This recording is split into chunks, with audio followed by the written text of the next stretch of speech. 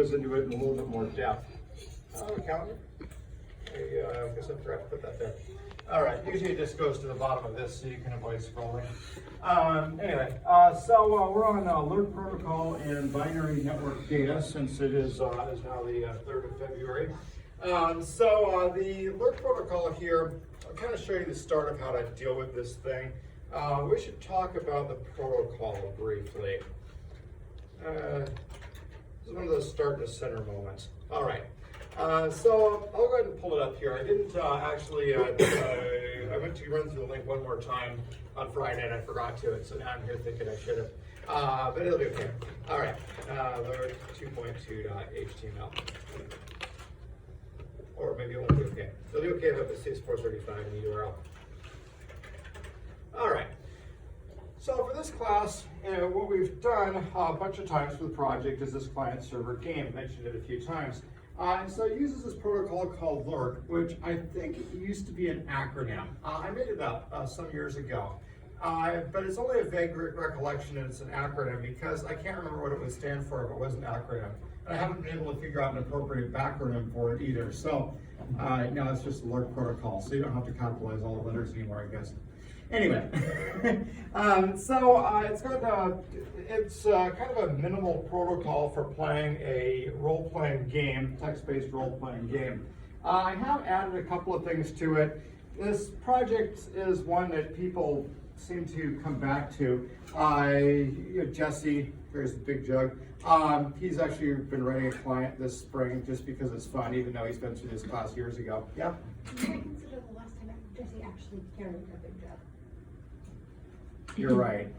Everybody's going to stop remembering him that way. You're right. You're right. Well, he used to keep this like duct tape strap, and it went from his backpack to this big jug that he'd carry around.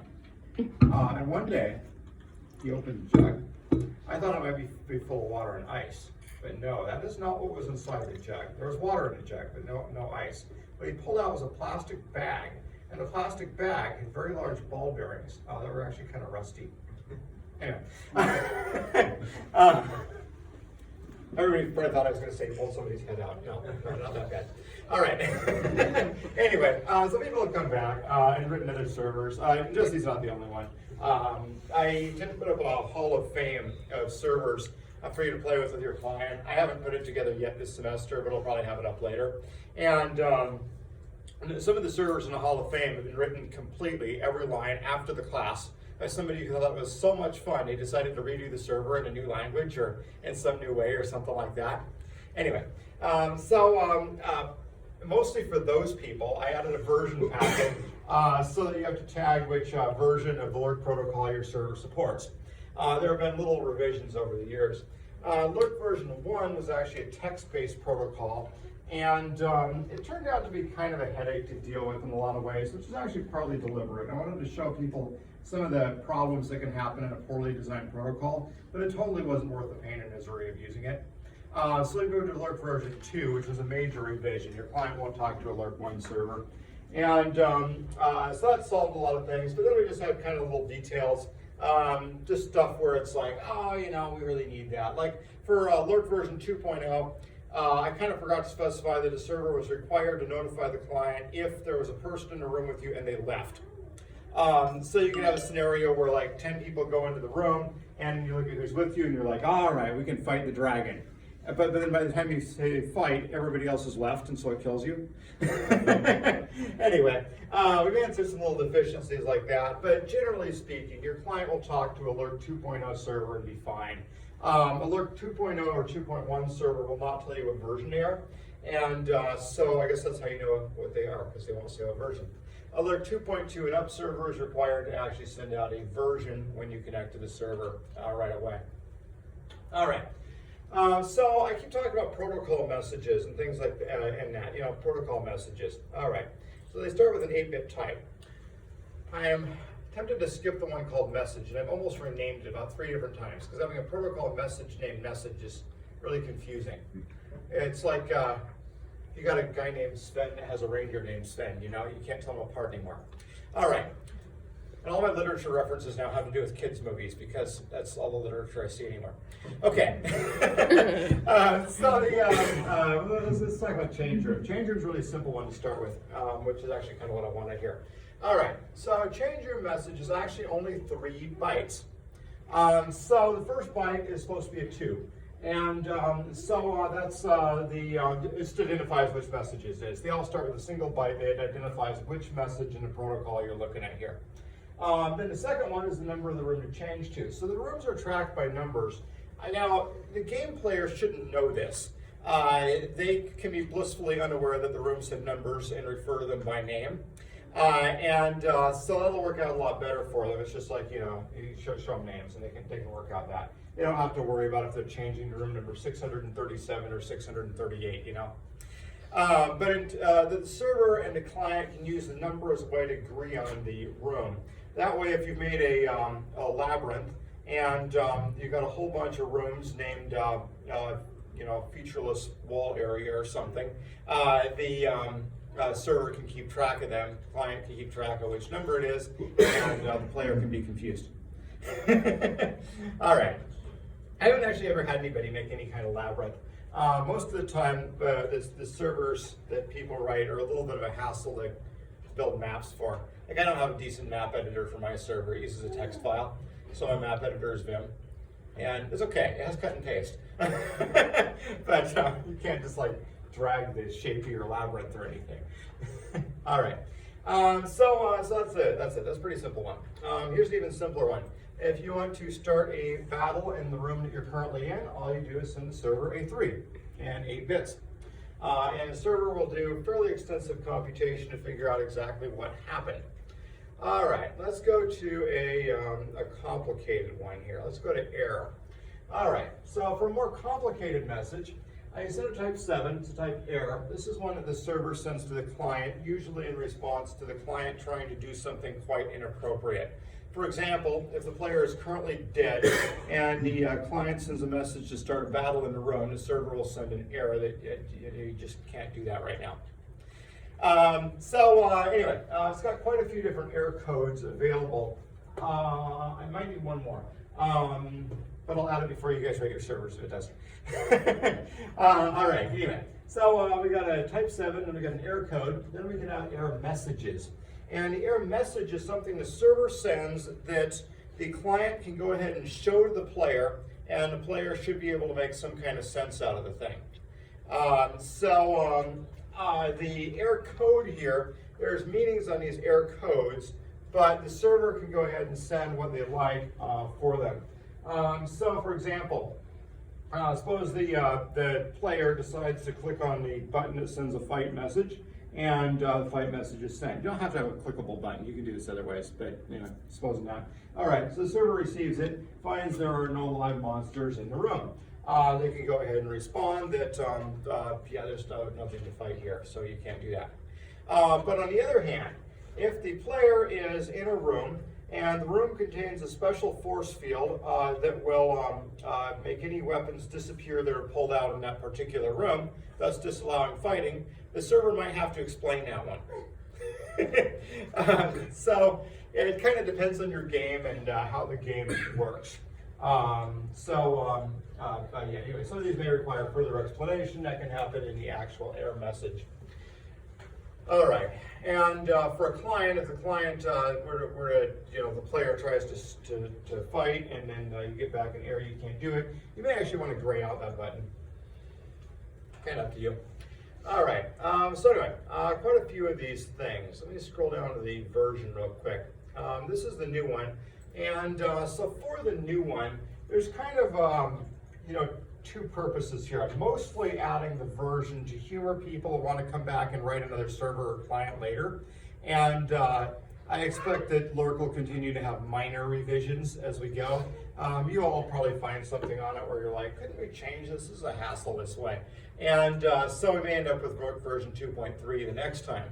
So then if somebody wants to come back and play the server, say you still got your client around and it's coming up on May and you've got like 3 different projects due and none of them look any fun. You might be like, oh, let's port scan isopter and see what's open and see if there's any good servers to go play on.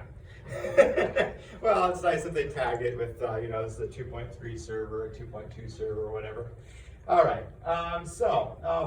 For the version, the other thing, the extensions. Yeah. All right. So I didn't really think of this use of the protocol until later, until people started asking. But a number of people have asked stuff like, well, couldn't it have visuals? And my first thought is this is no way designed to support like real-time 3D graphics or anything. I haven't thought about this in a protocol, and yeah, it doesn't fit. But then I think it was Jesse pointed out it might be kind of cool if the server could send a picture of whatever monsters are in the room, and then in your little user interface you could have a little picture. You don't have to use your imagination in case you don't have any that day.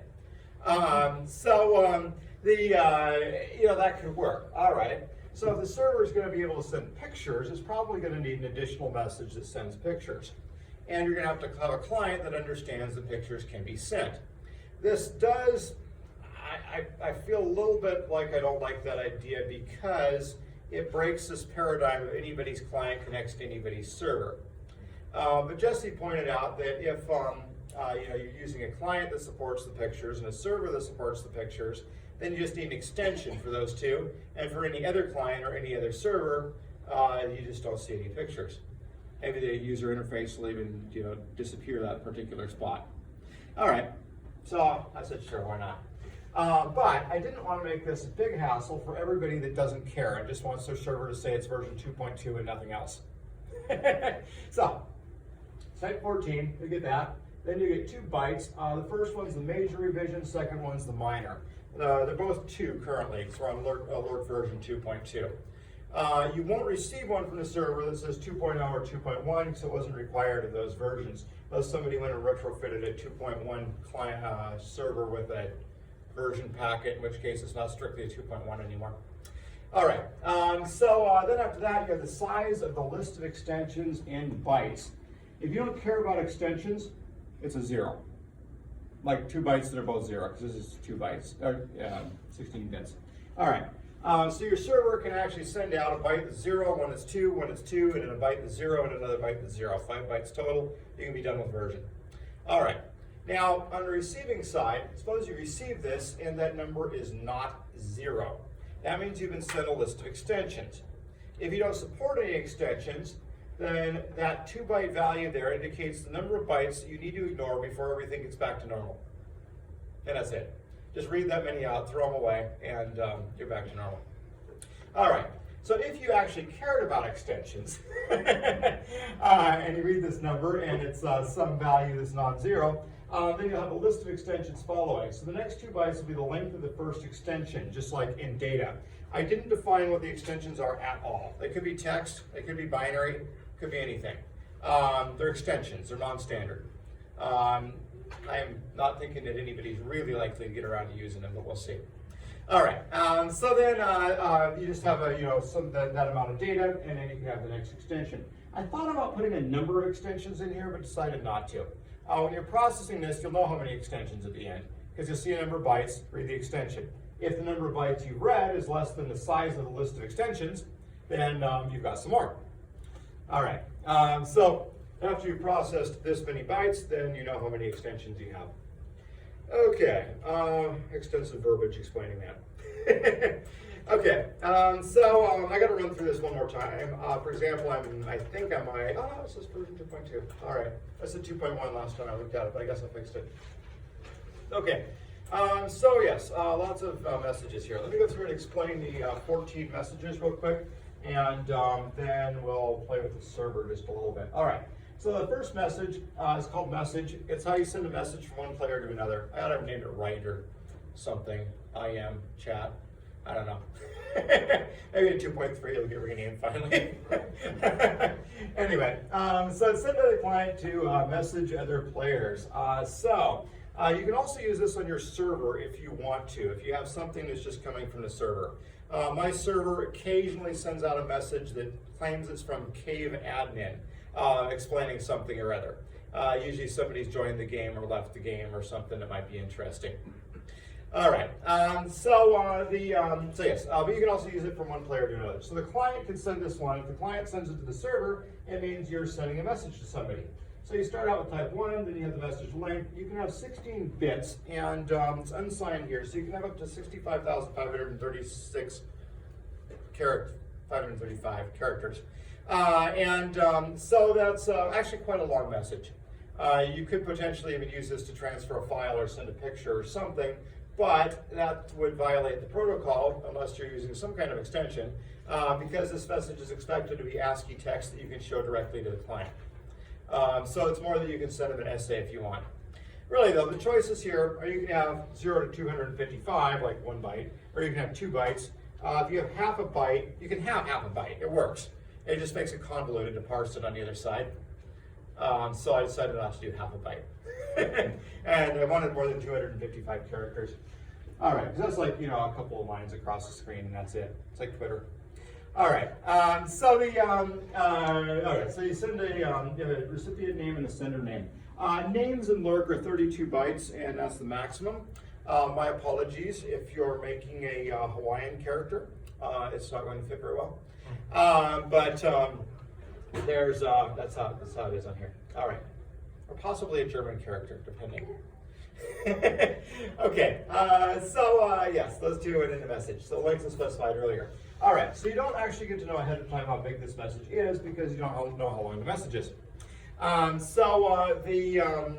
What you generally would do on this is read the first, this setup here, the first 67 bytes, and then you know who the message is going to and who it's from and how long the message is, and then you read the next this many bytes, and you get the actual, contents of this, the text you're supposed to deliver.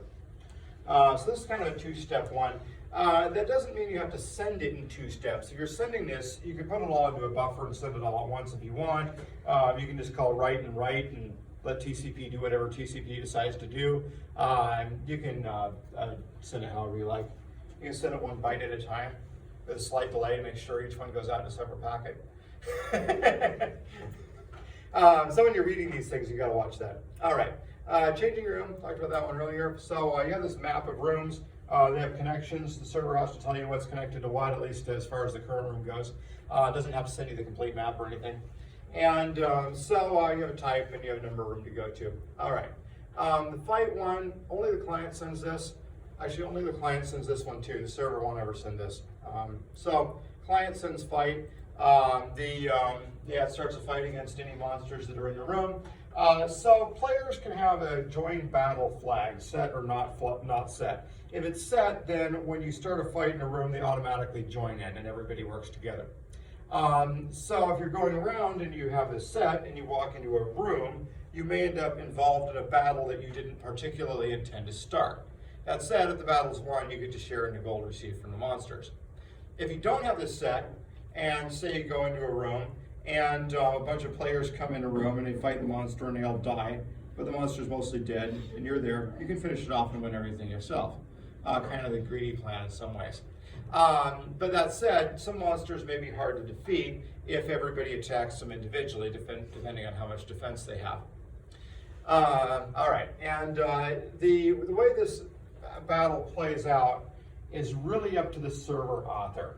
My server has a way it calculates this stuff, but there's nothing in the protocol that says how you have to calculate this stuff. You can flip a coin if you want to. Whatever you like. All right.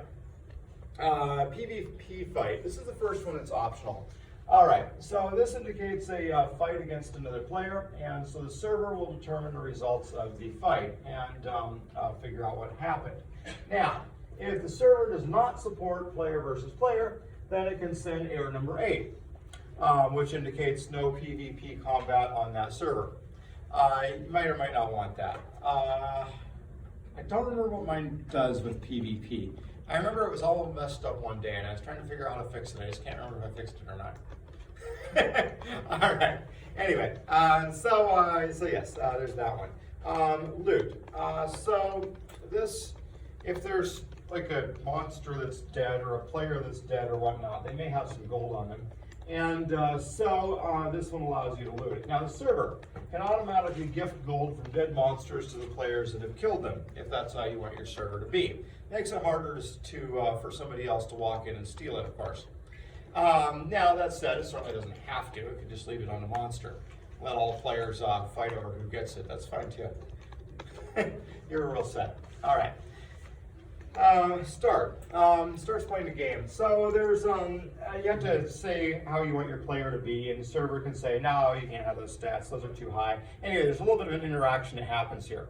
But once you've got a player negotiated with the server and you're all ready to go, you don't actually start playing the game until you send it start. That way you can be good and ready. If you're like, well, I want to get my player all set, get my name reserved, etc. But then I want to go and make a snack. I think I'm going to have turkey with stuffing and gravy. So I'll be back in a few hours. That's fine. You can wait around until you do start. Now, if you're writing a server and somebody's been gone for a few hours, you can boot them if you want to. It's your server. All right. So, yes, once just a stray 6 as an 8-bit byte sent across and you start. All right, error. This is one of the more complicated ones to process because you have to figure out which error you have, and when you send it, you have to pick an error. Anyway, so it just has an error code and an error message length and an actual error. We're going to talk about that one. All right, except. This one is sent by the server to acknowledge a non-error causing action. It has no other direct result.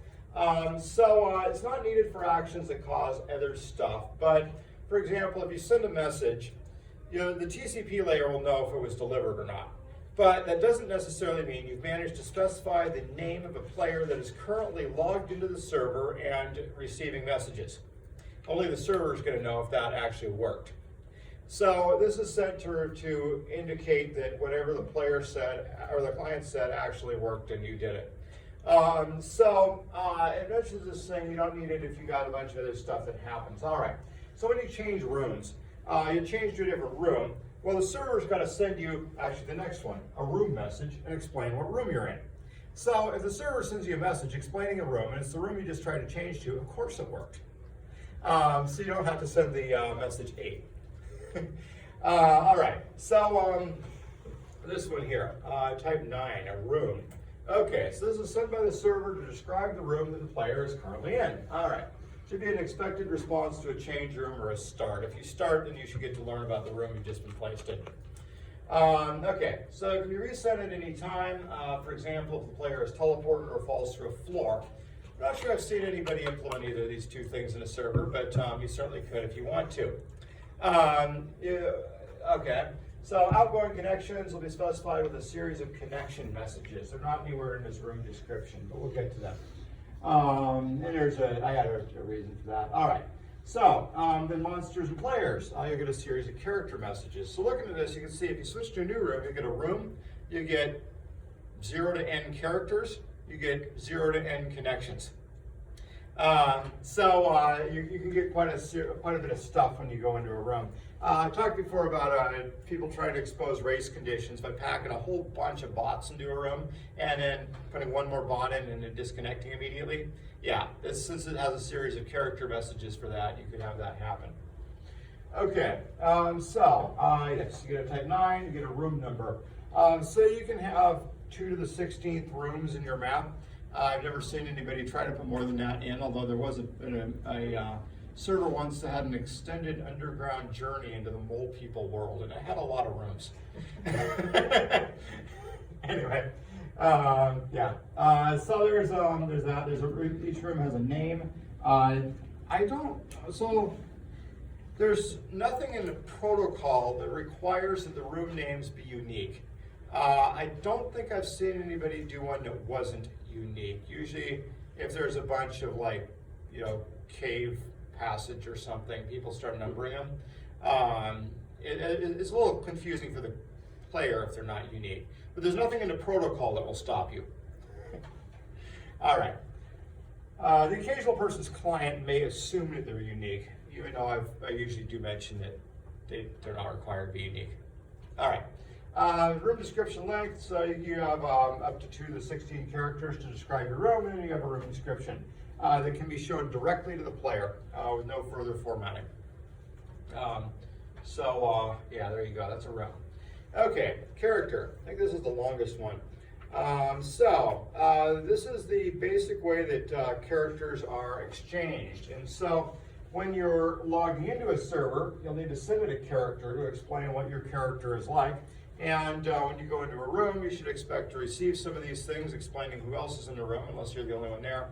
In which case, the server will usually resend yours anyway, because this is how the server notifies you if your health has changed or anything else about you. So if you've just been in a battle, you'd expect to receive one of these things, and maybe your health is different than it used to be on it. Okay, so it involves a certain amount of resending, because if the only thing that's changed is the health has changed, the server still has to send the whole thing back to you. I did this mostly for simplicity. Sure, we could have made this a little bit more efficient in bandwidth by having a separate health changed one or something like that, but it would have made the parsing a bit more complicated.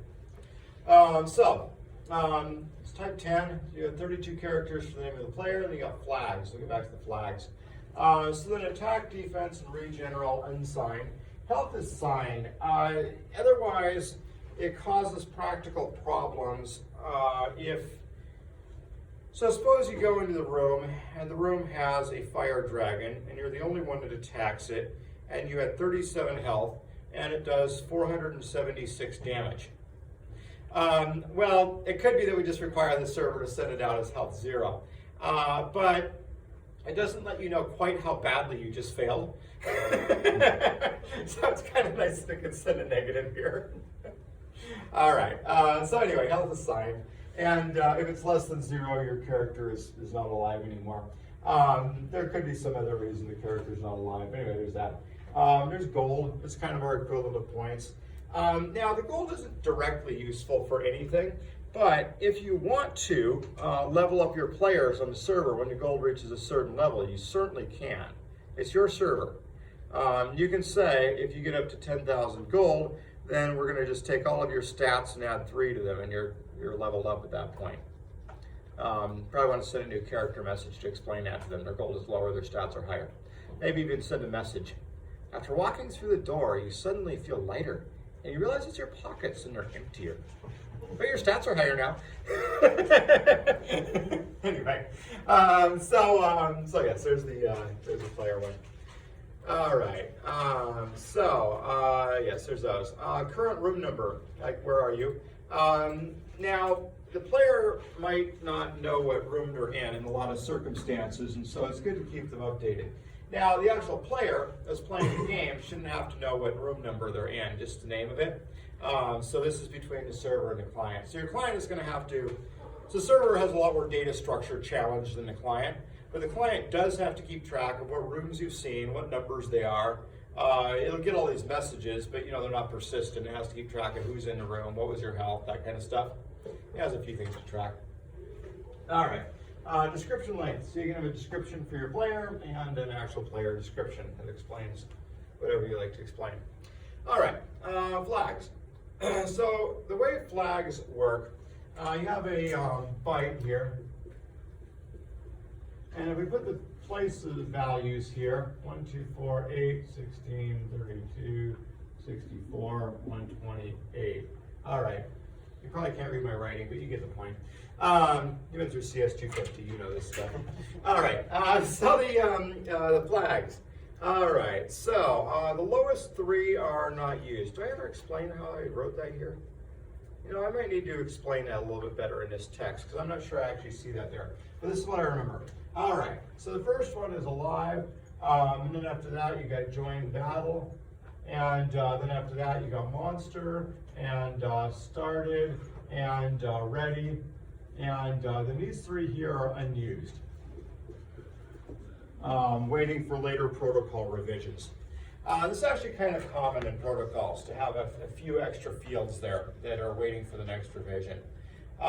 There was I don't remember now if it was IP. I think it was IP. Has a few extra flags, IP version 4. And so there's actually a proposal sent out for one of them to be the evil bit. And you just flip it to 1 if your traffic involves phishing or hacking attempts or whatever. And then routers can conveniently drop it. Anyway, so there's, so that's what these things are. Okay, so alive. Are you alive or not? That's a pretty simple one. Okay, the join battle flag, that's the only one that the client actually gets to choose. You get to choose if you're going to join battle or not. Up to you on the server if you let them change their mind later. I believe on mine you cannot change your mind once you started the game. Then after that, monsters. So the character can be a monster or not. This is to try to simplify parsing here. Monsters actually are explained to the client using the same message as other players. You just flip this or don't flip it. All right, started. So whether or not the character has started the game. When you're writing a server, it's really kind of up to you how much you want to say about the other players. If they're in a room with, somebody, you should explain who's in the room with them. But if they start the game and are in a different spot, you could either just send around a general message that you've joined the game, or you could do nothing, just let them be, sneaky if they want to, or you can send a complete character message if you want to. Kind of up to you what you declare. All right, yes, either started or not started. And then ready, whether or not the character is ready to start the game. This is useful for the client. The server will send you back what it's decided, what stats you've kind of agreed on when you're ready to start the game with this thing tagged. So you should expect one that's been accepted. The server gets to fill in a few fields. For example, health. The client doesn't get to choose what their own health is when they start. And it may have a few things filled in, and certainly once it comes back tagged as ready, you know that the server has accepted your character. All right, game. This one describes the game. Okay, so type 11, you get one of these as soon as you log into the server. This is going to be a version, then it'll send you a game. So you know what the game is like. All right, so you get type 11, you get initial points. This is the number of points you can allocate between attack, defense, and regen initially. By the way, the regen is up to the server to calculate how you regenerate, if it's time-based or based on moves or what. All right, so yes, you get the initial points that you can allocate. You can't pick any more than that. Then you have a stat limit, which is how high can people get on that server. And the stat limit, if it's unused, if there's no limit, you can just set it to all ones, like in binary, so like 65,535. And there's that. Now, if your server doesn't involve leveling up, then the stat limit is effectively the same as the initial points, since you can't ever have any more. And then a description length, description of the game, and then you have the actual game description. All right. So then leave. This is used by the client to leave the game. It's a graceful way to disconnect. Since the server doesn't terminate, it doesn't send leave. If your server crashes, then all the clients are just kind of left hanging. If somebody walks up and shuts it down, I haven't really thought about that one. All right. Anyway, that's the graceful way to leave. Now, if your client crashes, of course, no leave will be sent. Or if the user just kills the client, if they're like, oh, I'm tired of my client now, I'm going to kill all -9 it. Yeah, it's just going to go away. So when you're writing your server, you have to expect that clients might not send leave when they leave. You can consider it impolite all you want, but it shouldn't crash your server. All right, connection. So you get a bunch of these things when you go into a room, and it's the same as a room description except for the type, different type, and so you'll get a description of the rooms around. Now, on my server, it puts the description the same as the connection. The description is the same on the connection and when you go into the room, but there's no requirement that it be that way. If you're going to a room that's behind a door, for example, it's quite reasonable that the description may be fuller once you get into the room.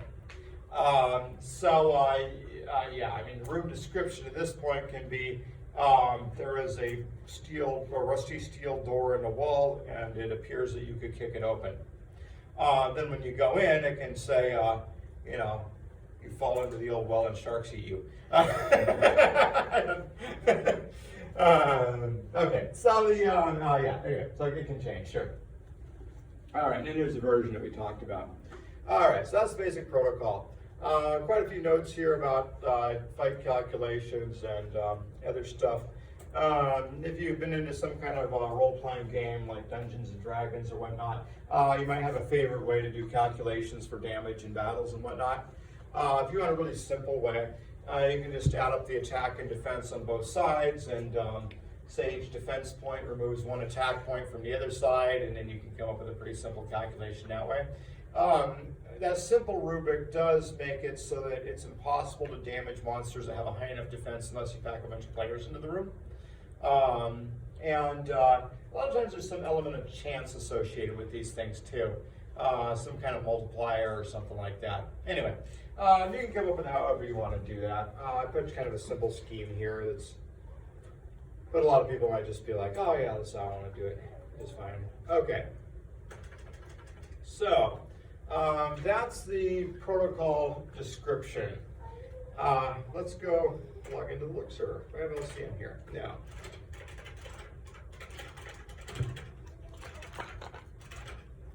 All right. I don't have curses on here? Apparently not. Okay. I thought that because I think I showed you curses demo the other day. All right.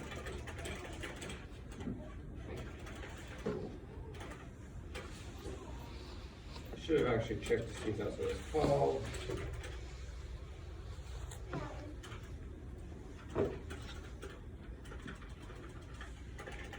Aptitude conveniently lists each result in in one line, unlike apt, which gives you more than one line. And so if you're going to use grep in a simple pipeline like that, doesn't tend to work as well. All right, it's installed in there. I don't know what's going on with LC in this machine. I'll just go into my software and connect locally. All right, I think I've got my server still running on port 5190. All right, so I just connected to the server, and know that if you connect with netcat, if we say netcat, I software.lcc.edu 5190, we're going to get some binary stuff in here that didn't quite match. So netcat is not really the ideal tool for this. This one here, Control C it. So I put this program LC on. You can actually use it as either side of the world. It can be the server, it can be the client. Use -L in a port if you wanted to listen on a particular port, but to start it otherwise, you say LC, a host name, and a port. Now, this is not a client. You have to write a client for Lurk, for the class. LC is a protocol dumping on the screen tool. That's about all it does. It's designed to be kind of the equivalent of netcat, except it understands Lurk. Okay, so if we want to go ahead and make a player, we're going to have to know the protocol to do it. All right, so we connected to a server. The server is version 2.2, and it sent us this name. And you can see our initial point limit is 100. Our description length is actually more than 255. See, that's not very much. And so it's actually pretty good that we have 2 bytes available for description lengths. Otherwise, you have to be pretty brief about what your game is. All right, this is just a really simple test map. All right, so we'll go ahead and send it something that we can't do. Let's send it a start. That was type 6. And it says, gives us error 5, which is a not ready error, and it gives us the text here, you're not ready yet. Yeah, we haven't even told what player we have. All right, let's go make a player. Let's type 10. All right, so we need a name. All right, flags. So Lurk count will accept hexadecimal if you want to. I'm just going to turn them all on, which will turn on join battle. Could also send it to 0 and turn on none of them. That would also do it. But the server is going to determine if we're alive, if we're a monster, if we're started, and if we're ready. So we don't actually get to pick these. Like, the only one the server's actually going to look at is join battle. All right. Attack. 120. 1,000 defense. We're going to be strong today. No regen though. All right. So I don't get to pick the health. I'm just going to hit enter on these. I don't get to pick which room I'm at on any description. All right. So now we got back another error from the server. Stats are too high. Limit is 100. Yeah, it is. All right. Let's go make a character that actually works. All right. Do the same thing there. Attack. We'll get glass cannon. All right. Okay. So we are accepted. Now, notice that this server has corrected the flags here. We've got a C8. So 8 on there means this one, so we're ready. Cool. We got a C on there, you know, you go up to 9 and then you go A, B, C, so it's effectively a 12. A 12 would have a 4 and an 8. So we're alive, and we've got join battle set. We're not a monster, and we're not started yet. All right, so that's the flags. And send a message out. We got the message, but so would anybody else on the server. I don't think there's anybody else on the server, but they would have got the message. Okay, let's go ahead and start. That's 6. Okay, well, there's a bunch of characters in here. Now, this is one irritating factor on LurkCat. It doesn't actually scroll. I should probably come up with a compact representation. If you do LC-C, that takes up less screen. You know, I just thought of that right now. That's a great idea. All right, I should make another version of LurkCat that instead of wasting all this on the side of the screen, we'll give you an abbreviated version. Like give you just like attack, defense, regen all in a line there. Or even put it like a C structure and expect you to know what order everything is in or something like that. Yeah, I don't know. Compact format that pretty much puts it into a line. It's a good idea. All right, well, so the unfortunate thing here is the room that we're in, scroll off the top of the screen. We've got a connection here. We can go into the living room. That's number 11. And doesn't sound like a very nice room, but whatever, let's go there. All right, so 2 is change room. Room number we want to go to is room number 11, the living room. All right, so we've got a character up there that's a monster. The monster is dead. I would say somebody's been by. My server doesn't bring these monsters back to life, and so yeah, they're just laying around dead. I needed to add a little routine on my server that runs around and brings them back to life after an hour or so. Might get to it eventually. All right, we got a few more connections. Maybe nobody's been in the kitchen yet. All right, here's the kitchen. There's a monster in there called Soup Eater. It's apparently dead too, so somebody's definitely been here. We got more connections. We can go up the attic. All right, yeah, anyway.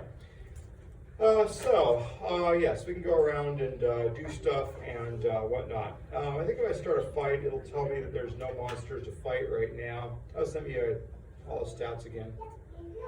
Cool, whatever. All right, I'm gonna go ahead and do a 12 and leave. And so we got a message from Cave Admin. Apparently leaving wasn't very good for her health, but we're gone now. Now that said, if we want to, we can actually reprise characters on this server. If we log in and just use the same name as we had before, it'll bring us back on that character. There's no security or passwords or anything on it, so there's nothing to stop you from reprising somebody else's character if they've left.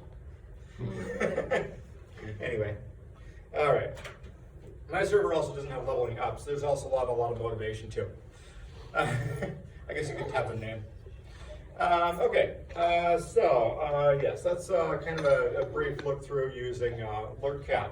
So that's what LurkCat is, LC. Now you know that one. All right, let's go ahead and I'm going to start another server, just an alternate one. All right, so there's my server binary, and I'll run it on port, say 5191. All right, and we'll use the same map. Okay, here's my server running. Cool. I need another terminal now.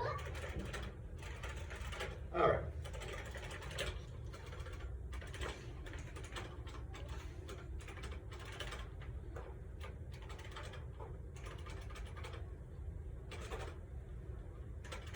All right, we're started.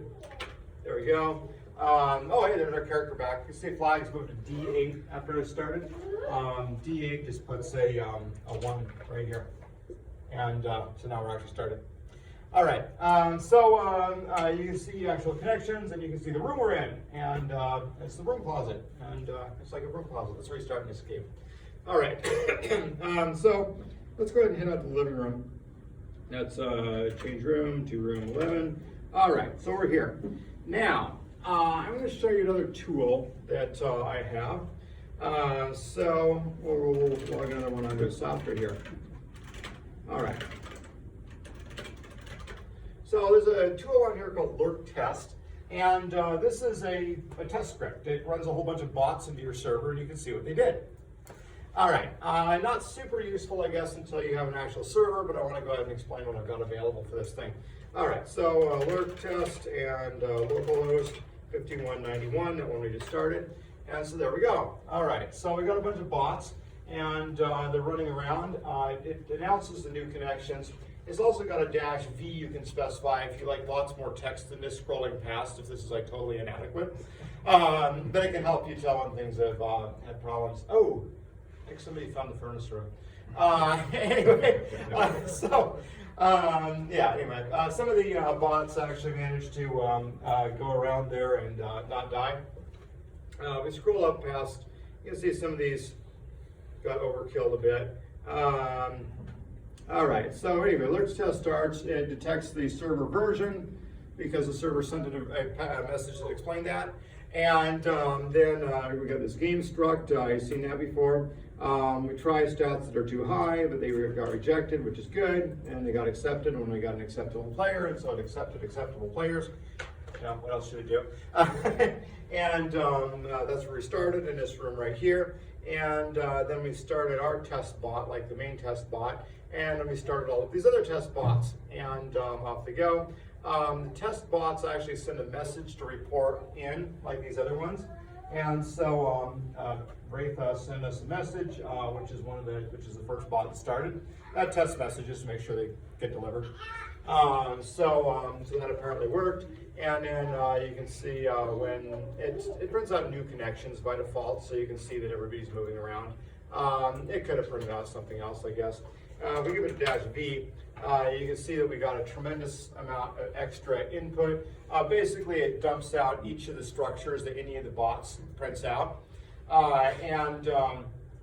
Yeah, I mean, you can see what your server is actually saying. And okay, when they move around, they just kind of move around randomly. Like they'll randomly pick one of the options that they have. And that tends to work okay for this kind of testing. You can also go ahead and specify an exact path. So you give it a series of room numbers separated by hyphens. So if you really wanted to pack a bunch of bots into the same room to test something in particular, you can do it. Yeah, it's kind of handy. All right. It also has a -T, which is a more thorough test. And so if you lurk test -T,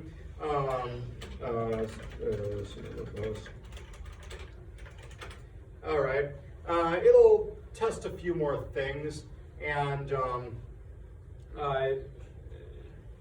no, they're also moving differently. Like with the normal test, there's some delays put in there to kind of let your server work even if you haven't worked out quite all the race conditions. This one tends to move more in lockstep to expose race conditions so that you can see that they're there. A little bit different design goal. Anyway, pretty much works. There's some yellow text at the very beginning. All right, we got some messages that we didn't necessarily expect, but we also got the message that we wanted. And that kind of thing is fine. Yellow doesn't mean it actually failed. It'll put stuff in red if something actually failed. It also had something interesting up here. Where is that? All right. Expected error from too high stats, but it received a type 8 accept. So we first start out actually by sending a character with unacceptable statistics to make sure the server rejects it. And it's saying, wait a minute, why did it accept that? Then down here it says received corrected / reprised player. And so basically this is our old test script. We reprised the old one. So the server ignored the new statistics. Since the name matched a player that was already dead on the server, it was like, oh yeah, we can get you back. And so it didn't, that's why it accepted the one with unacceptable stats. But that's what we're actually playing there with. We're playing with acceptable stats. Okay. Yeah, all right. Anyway, so it starts the bots there. Okay, also has a -B option on there, and so if you wanted like way more bots, you can totally have that. Honestly, the most common setting I use for -B is -B1. If you're using a thorough one, then it can really get complicated because if you've got 5 bots running around, then you've got 5 different bots exchanging messages from the server.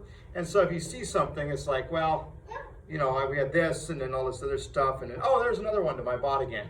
It's kind of easier if you set -B1, if that'll help you debug your condition. That said, the other thing you might want to do is set this to, say, 300 bots and find out if your server crashes or not. As far as a reasonable number to handle, I think mine handles like somewhere in the mid hundreds. When you get it towards 1,000, it starts to have trouble. Mid hundreds are fine. I was playing with this one day and working out details to try and get the number a bit higher. But before testing day, you definitely want to test with like 50 or 100 bots and make sure your server doesn't crash. Because and there's not a 50 or 100 of us in the class, but you want to make sure that it can support the number of people in the class plus probably 2 or 3 times as many for the bots.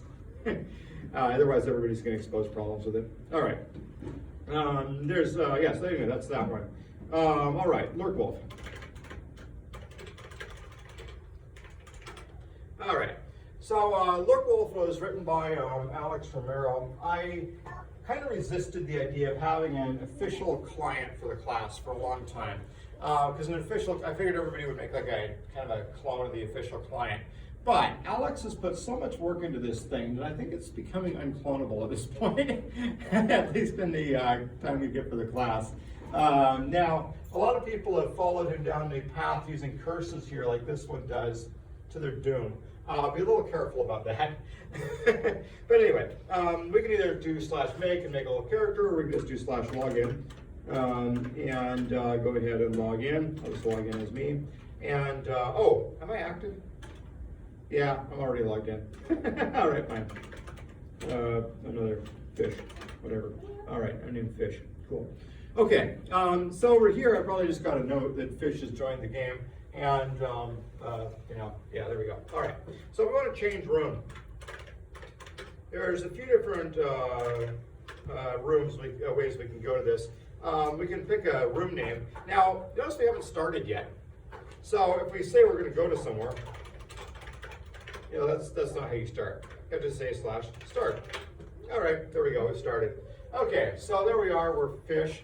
There's a player in this room called TestScript who is currently inactive. And there's actually a windowing system over here. There's /help, yeah. There's a bunch of help commands here. You can actually rearrange the windows over there on the left side to show a monster window or just like a longer player window, or you have a few windowing options. It's got help too as well, which is like more help for more various options you can do. You can keep a list of friends to message and then list all of your friends and stuff like that.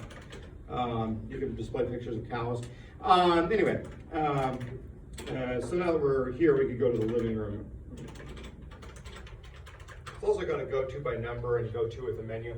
Anyway, so now that we're in the living room, you can see there's my character Seth up there. And actually, if I switch to the one we had here open with LurkCat, you can see a new character named Fish just walked into the room with us. Flags are set at 9, 8. And so we've got attack, we've got started, and we've got ready. Don't have join battle, actually.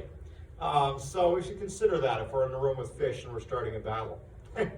Lurk Wolf doesn't flag them that way by default. All right, and I'm not a monster. All right, so yeah, in the description there, if you just do like /login, it'll just tag your description as logged in from Lurk Wolf. If you do I don't know what the other one was, then you can actually start. All right, so back over here, we could /fight if we want to. All right, so Seth there has joined battle set. So Seth joined us. We each lost about 40 health.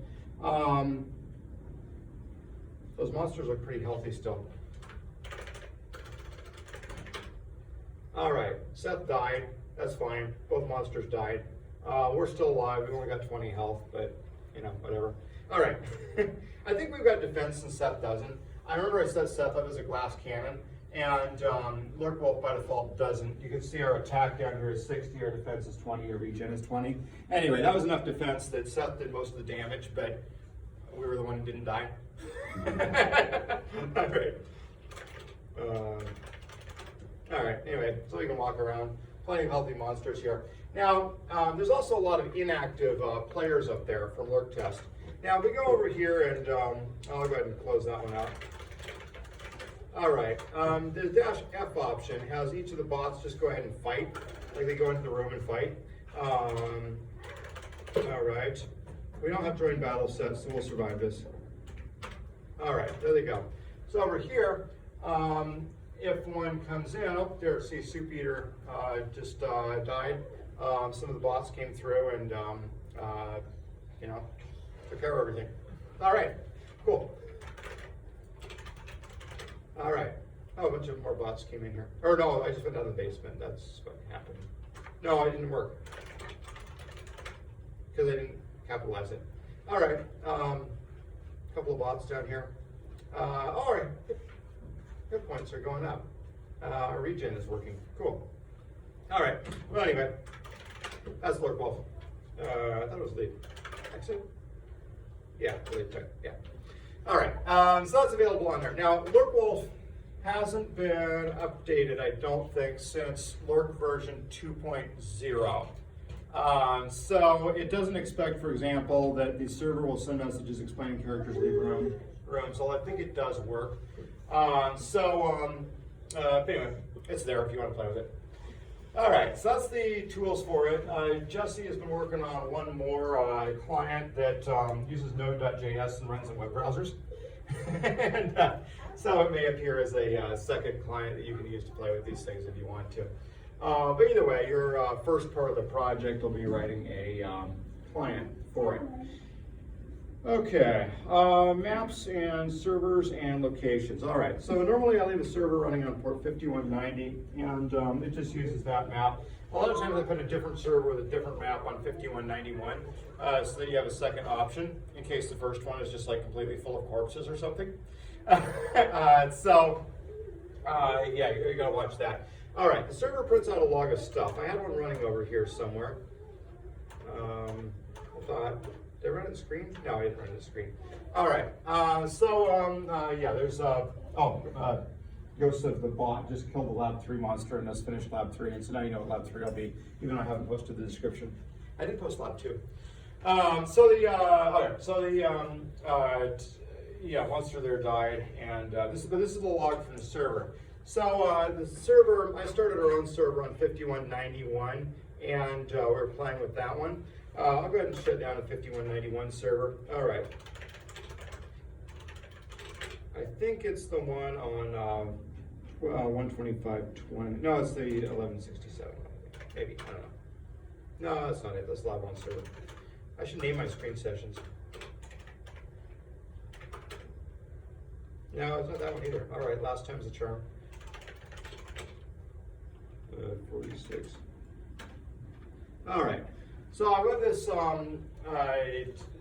this log that the server prints out, and sometimes it might be handy to be able to see what the server is busy saying about what happened when you're writing a client.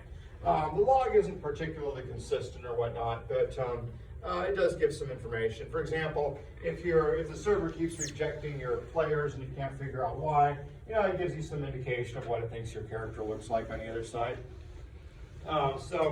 If we go to the class examples area, 435 examples, somewhere in here, there, lurk.log.5190. So this is the log for the server that is running on 5190. And so you can see what's been added to it, if that's useful to you. All right, I had a couple requests for that, so I set that up. It runs T in here in order to do it. If I go ahead and disconnect from that, the way I run it is I use this little script here. And so my server actually runs in an infinite loop. And so if you do manage to crash it, it'll be back in 2 minutes. The 2-minute delay there is to give the operating system a chance to realize that whatever was using the port has disappeared and it can be freed up again. The server, and if I actually Control-C the server, it will receive the message and close the port properly, and I can start it again right away. But if it crashed, that didn't necessarily happen. Anyway, so we start this with stdbuf to solve some buffering issues that you have on here. And so anyway, it goes ahead and runs there. And then we pipe this into T, and we T this stuff into, append on the end of this log right there. And if the server does crash, it'll actually say when it crashed, and it'll put it there. So if the server abruptly disappears and you think it might have crashed, you can actually check the log there on the web page and see. And maybe it did. All right, let me sleep 120 seconds and we try again. The server's been getting a lot more resistant to crashing the past couple times teaching the course. That said, Jesse found a bug in my server already this semester. It turned out that all monsters were tagged as in room 0, regardless of which room they were in. And somehow, we ran this class like 4 times without anybody noticing. Anyway, it's fixed now. All right, so that's the server on there. All right, does this make sense?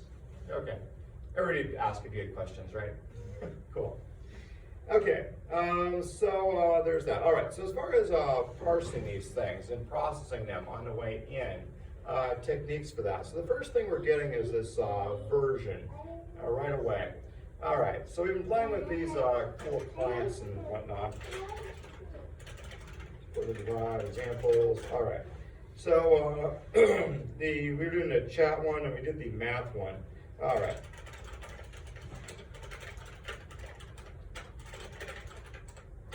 All right, so here is the math one, but I renamed this as Lurk version. And so we get to choose where we connect to. You probably remember this demo. And then this is the part where we read stuff. So we'll just go ahead and delete all that. And we'll go ahead and save the client. We used to do this all by cut and paste. Okay, so if we're connecting to a Lurk server, the first thing we'll read is a 14. And so I'll go ahead and make a byte here. All right, and I don't know if this is by byte or not. No, not really. I want to go ahead and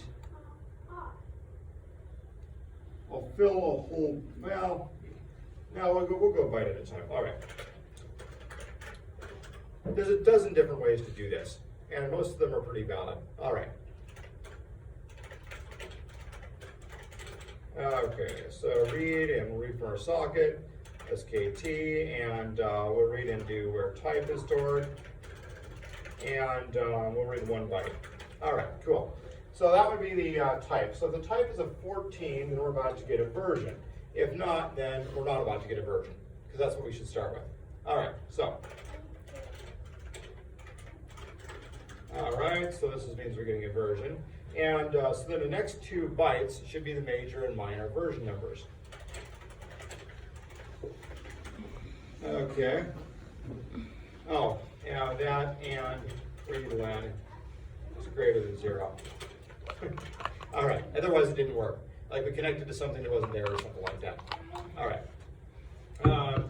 We'll put an else in here.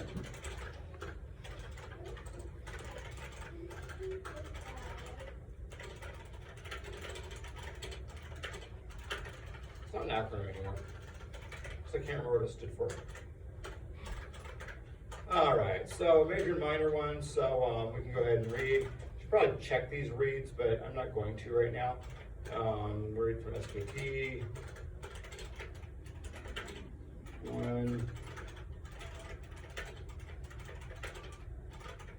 All right, then the extensions. All right, a couple choices for this one. So it's 16-bit. An unsigned short in C on this platform at this moment in history is a 16-bit unsigned integer. That's cool. We might want to do something like a uint 16t or something like that. Something that's more likely to work on all platforms at all times. Anyway, either way, it's going to be 16-bit. Okay. All right. We should probably check this. All right. No, we didn't get it. It's not a super graceful way to get down there. All right. If we actually read it, I can use a go-to. Oh, why not? Let's use a go-to. I changed my mind.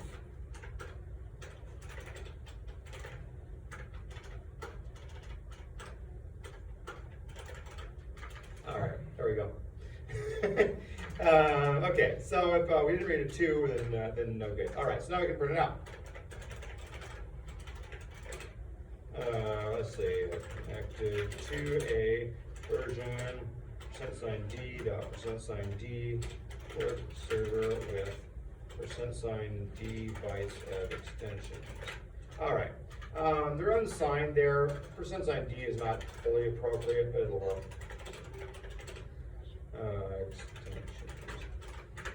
All right. Remember that the extensions is in bytes, not extensions. Like the unit here is bytes. If it was extensions, then it could be very different. All right. There we go. Localhost 5191. Not a valid look server. Oh, 91. I don't have one on 91. 5190. All right. Didn't say it's not connected to a valid lurk server, but maybe it went to done without ever hitting that printf right there. I'll go ahead and put a note there that we're giving up.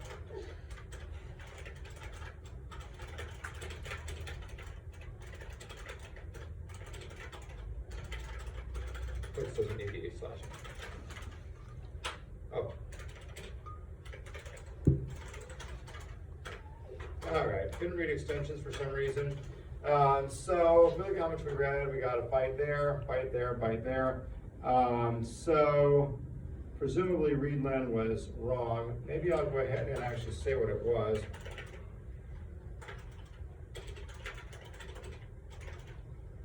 All right, it's actually an LU if you want to be correct about this.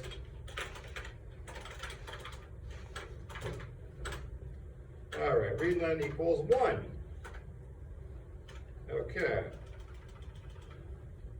Why does it equal 1? So I would have thought that we would be okay, but we're definitely not. I'm going to go ahead and comment that one out for just a moment, and we'll go ahead and turn off what our major and minor version number were and see if those are right. Yeah, 2.2. But we got 1. I almost wonder if I'm finding a bug with my server, or maybe doing version wrong. All right, so we should have received a 14. We got a 14, so we're in here. We should have got a 2 and 2. We did that. We can tell because we got a 2 and 2. And then we tried to read extensions here, and instead of filling up our UN16T, we got back 1. So I wonder what the 1 was that we just got. All right, let's figure that out. Or we could try MSG wait all and see if we had a fragmentation there. I don't think we would, because my server actually sends out all these pieces at once. So that seems a little bit unlikely. But I want to know what our 1 byte is. Let's try it real quick, rec v and MSG wait all. That should give us back 2. The question is whether or not they're really right 2. All right. That's correct. All right. I feel like read should have worked in that circumstance. Oh, it still said it couldn't receive read extensions, didn't it?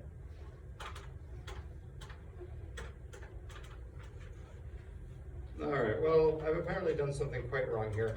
I'm not sure exactly what it is, but readlen. It looks like the server might have closed the socket. All right, I don't know what I did wrong here. Sorry. Let's try one other thing with this. All right, so I'm going to go ahead and run lurkcat, and we'll split the screen this direction, and I'll go ahead and get ready to run our thing there. But then on the other side, I'm going to go into Isoptera, and I'm going to say LC listen on port 5192. All right, we'll go here on port 5192 and connect. All right, so it's connected. So it's expecting on the other side a version package. So we give it 14 for the type. Major, let's say we're version 5.7. All right, so oddly enough, as soon as we said the 7, it seemed to think it was done over there and said we've got a version 5.7 lurk server. Cool, that part came through.